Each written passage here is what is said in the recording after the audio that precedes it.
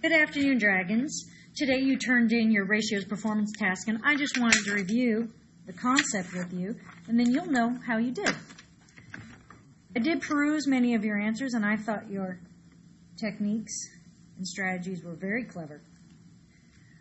Ratios, living room rug. Charlotte is buying a rectangular rug to decorate her rectangular living room. She wants the width to length ratio of the rug and floor to be the same.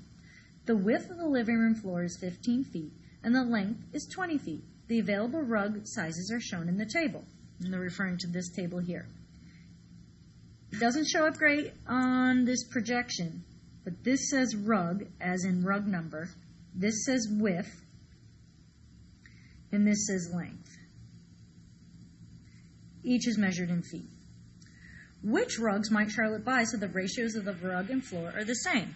Remember, the floor, she wants to do a width to length ratio, and the floor is 15 feet to 20 feet. So we have to keep that in mind.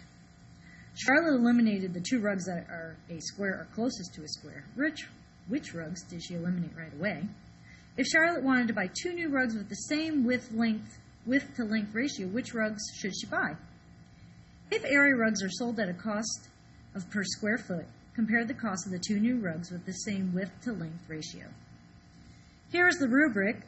Your work should include a sketch of a graph and double number line showing width to length ratio, an explanation using math terms of how you determined your answers, your calculations, the rugs with the same ratio as the floor. So I took a look at this knowing that I had to create a graph. I decided to transition all the width to length ratios to ordered pairs. So this is an XY ordered pair. I'm going to transfer that in a minute. I also was curious, what would everything be if I scaled everything down? So which is the same as simplifying in this case. If this is a 4 to 6, it's 2/3. If this is 5 to 7, I can't scale down further. 6 to 9 was 2/3. 8 tenths was 4/5. 9 twelfths was 3/4. 10 over 10 is 1 over 1 or 1. 10 over 14 scaled down to 5/7. 11 17ths couldn't scale down anymore because it was prime. 12 over 16 scaled down to 3/4. So I just wanted to see what equivalent ratios they would become if I quickly pared them down. So when I scaled them down, in lieu of my swoopy swoops, I just drew a little bit of division here. But essentially, I have created proportions. I did map out my graph ahead of time. I didn't do much work because I don't want you to miss much, but I counted by ones on the width and by ones on the length. And I'm going to take each ordered pair of the rug and place it on the graph. So the first one is 4, 6. So 4, 6 is rug 1. 5, 7, 5. Rug 2 is 5, 7. Rug 3 is 6, 9, 6, 9.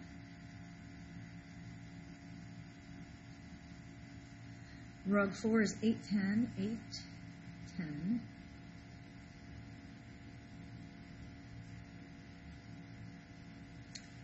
Rug 5 is 9, 12.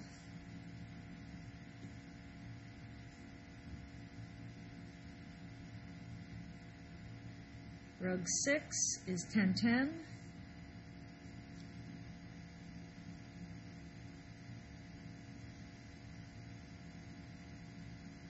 Rug 7 is 10, 14.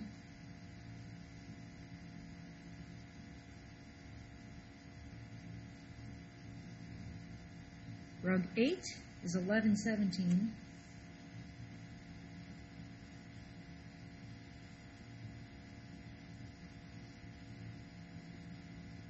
Rug 9 is 12, 16.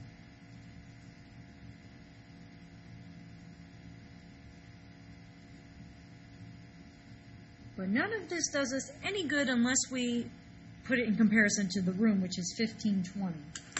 So let's get some green here for see 15 and 20. 15, This is the room. This is what everything needs to line up to.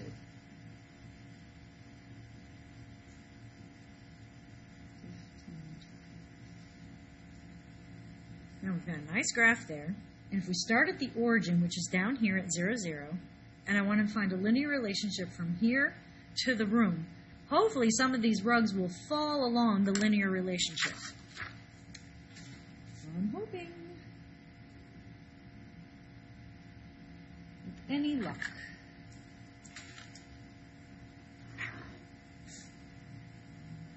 Ooh, it's pretty.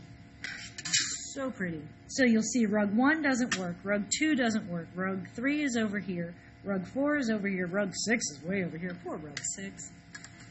But the good comes here. Rug 5 belongs to the linear relationship, and rug 9 belongs to the linear relationship. So since both points, both ordered pairs, fall on the line that represents where the room would fall, every ratio on that line is equivalent to that of the room. So 15/20 is equivalent to the ratio 12/16, which is equivalent to the ratio 9/12. These other ones that are outside of here, these aren't equivalent ratios to the room. They're lacking proportionality. So, which ones would she buy? She would definitely buy rugs 5 and 9. So we can go ahead and fill that in. Rugs 5 and 9, because they share a linear relationship with the ratio of the room.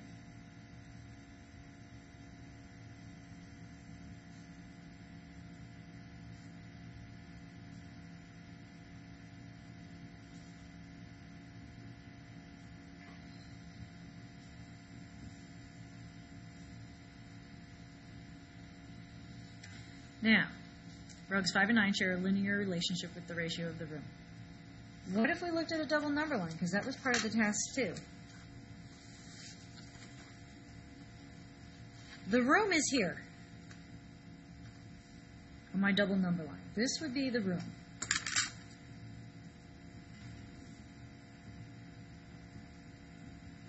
Only these things that scale up and down on this double number line would work for other dimensions. So we'll look for a match here. 9/12 is right here. This is rug 5. And then 12/16 is rug 9. And you could scale up and down this double number line to prove this. Because if you scaled the room down, all the way down, you divide it by 5. Let's scale it all the way down. Divide by 5. 20 divided by 5 is 4. 15 divided by 5 is 3. Then I could soar up to the other rugs. If I multiplied it by 2, I'd get 6/8. But I don't even see that choice. The only one with a 6 for a width has a 9. So that's not proportional. But if I swooped up and scaled up from 3 to 9, that would be times 3 and times 3. Okay, that's proportional. Or from 3 to 12, that is times 4 times 4. That also proves to be proportional. So I can start with the room, scale it all the way down to the most simplified ratio of width to length, and then scale up to ones that match the other rugs. If I try to map out these other ratios on here, they don't fit into this particular double number line continuum. For example, 4, 6. 4 would be here, but 6 won't be here. So these aren't, 4, 6 is not equivalent to the others. Because this is counting by ones. 1, 2, 3, 4. 4 could be here. But this is not counting by ones. See? It's 3 boxes and you get to 4. 5, 6, 7, 8. So 4, 6 would be more like here. 4, 6. It's diagonal. So it's not proportional to the original 3/4. In fact, 4, 6 should simplify down to 2/3. Charlotte eliminated the 2 rugs that are a square or closest to a square. Which rugs did she eliminate? Right away, I knew rug 6 was a square because it's 10 by 10. Squares have 2 sides that are identical, or all 4 sides that are identical, but when you multiply the 2 area sides, the length and the width are identical. So rug 6 has got to go. Then I wondered which other one would be closest to a square. I saw some student work, and they brought it down to a 1-to-1 ratio, like this, like 10 is 1-to-1, and they looked for another one that was as close to 1-to-1, and a lot of people said rug 4 is close to 1-to-1 because it's 4/5. I was also curious on the graph how that would pan out. Rug 6 is definitely a square relationship. I mean, you can see the square hiding in the graph.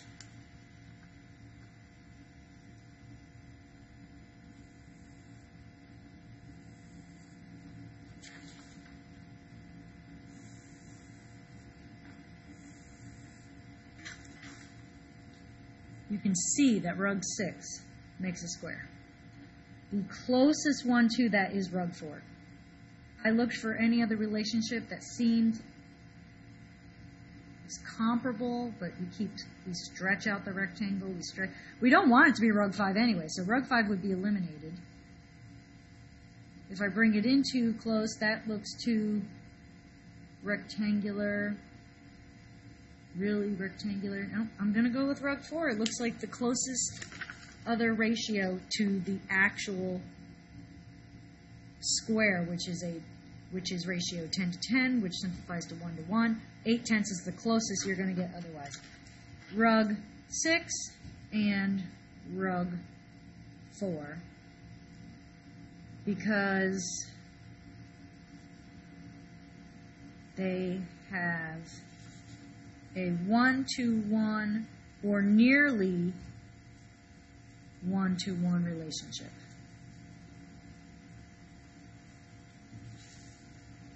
All right. If Charlotte wanted to buy 2 new rugs with the same width to length ratio, which rugs should she buy? So I went back and was looking for things that fell on their own line. I had a lot of kids say rugs 1 and 3. Let's see, rugs 1 and 3. Would they fall on their own line? They might. Would rugs 1 and 3 fall on their own line? Let's see.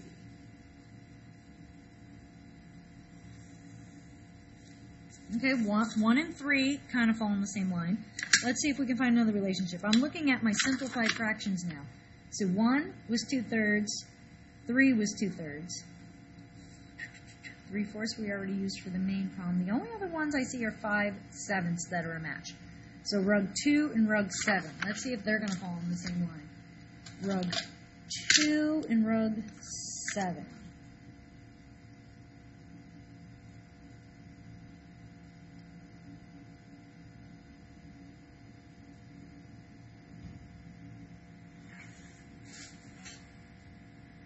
Goes through rug 2, goes through rug 7. Wow. Yep. You could choose either rugs 1 and 3 or rugs 2 and 7.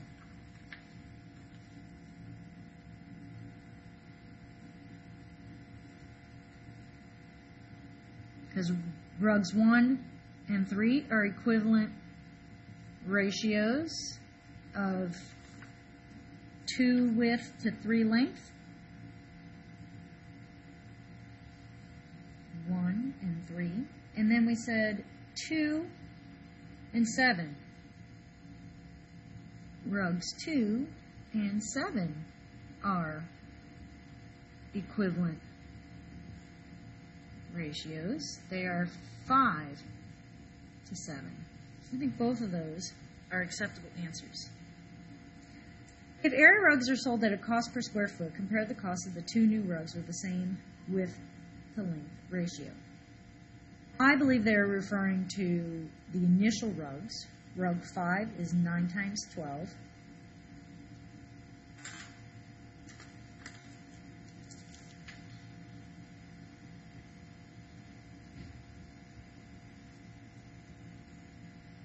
in rug 9 is 12 times 16.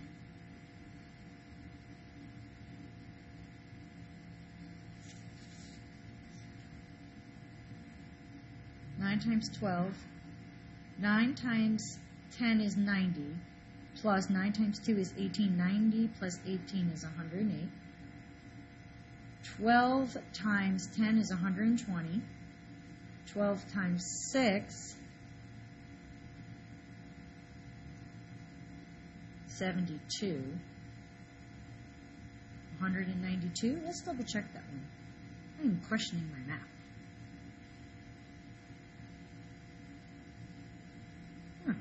That's right. Rug 9 clearly costs more than rug 5. Let's find out how much more. 192 over 108. We're going to figure out exactly how much more rug 9 costs than rug 5.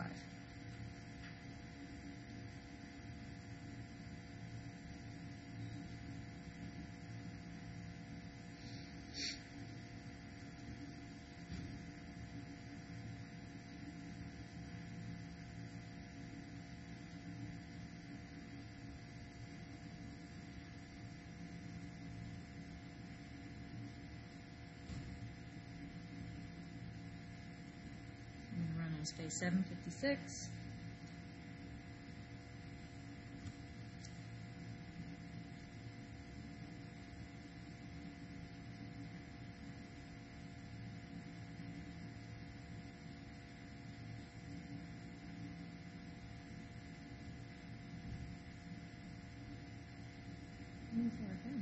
Let's see if that's repeating.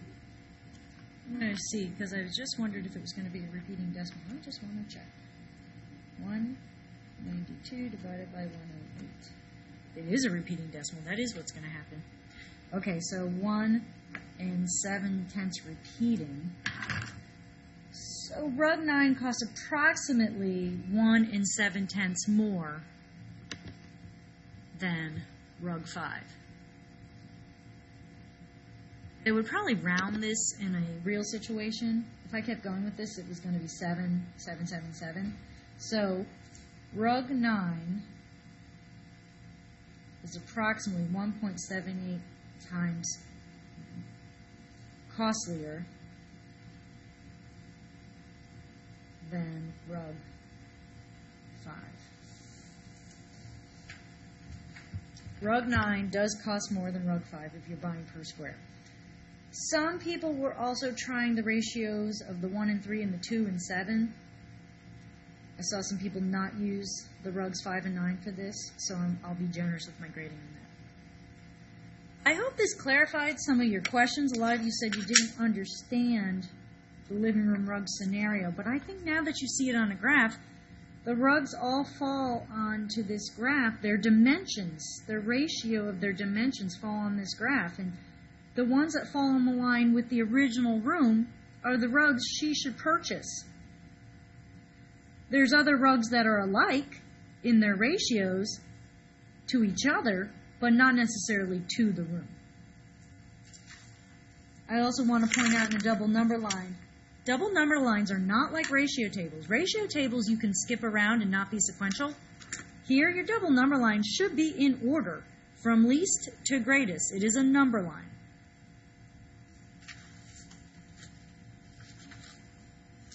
Thank you for joining me to see the solution for Ratio's living room rug.